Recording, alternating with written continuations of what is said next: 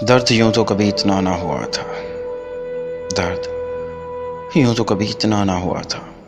हाँ, लेकिन जब जब उसको किसी और की बाहों का सहारा बनते देखा तो ये दिल था कि तब ही दम तोड़ चुका था।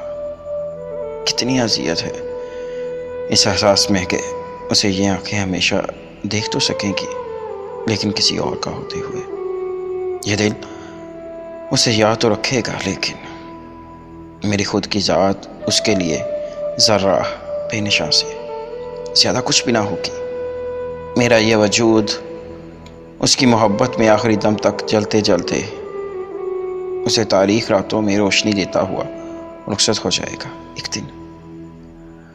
पर शायद वो मेरी दिलसोजी के हर दर्द से नाआशना ही रहेगा। हाँ, नाआशना ही रहेगा।